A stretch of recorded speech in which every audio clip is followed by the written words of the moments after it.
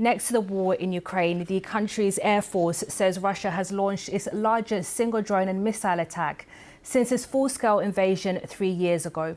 Officials say 728 Russian drones were fired into Ukraine overnight. The latest attacks also included 13 cruise or ballistic missiles.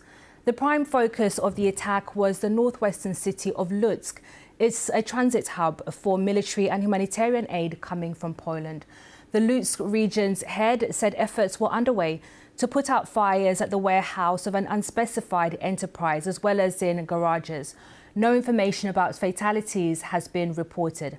However, several civilians have been killed during the overnight attack in the eastern and southern regions of Ukraine. Well, President Zelensky has posted on social media reacting to what he called the new massive Russian attack on our cities. In his post, he called it a telling attack that comes precisely at a time when so many efforts have been made to achieve peace, to establish a ceasefire, and yet only Russia continues to rebuff them all. He added this is yet another proof of the need for sanctions. All this comes as President Trump has indicated he's running short of patience with Russia's President Putin. Mr. Trump had suggested a deal to stop the fighting in Ukraine was possible, but he had this to say during his cabinet meeting on Tuesday. We're not happy with Putin. I'm not happy with Putin. I can tell you that much right now, because he's killing a lot of people. We get a lot of bullshit thrown at us by Putin, for you want to know the truth. He's very nice all the time, but it turns out to be meaningless.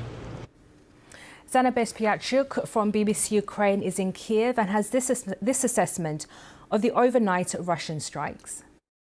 This strike was so far the biggest in terms of the number of drones that were launched by Russia against different locations and cities in Ukraine.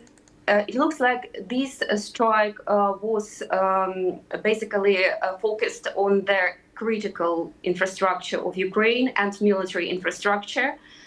But again, for now, it's hard to assess the full impact. For example, in Kyiv, we didn't sleep almost. It was a sleepless night, and we heard explosions almost for hours. But again, we already learned to differentiate a bit when the impact is mostly focused on the residential areas and when it's more about the targeting of the infrastructure. So it looked like this attack was directed against the infrastructure. And yes, it was the attack that mainly was directed against the western Ukrainian cities and also some central cities, which are, as you mentioned, hubs for the humanitarian and military aid that Ukraine receives from Europe and from US. They're very important in terms of logistics.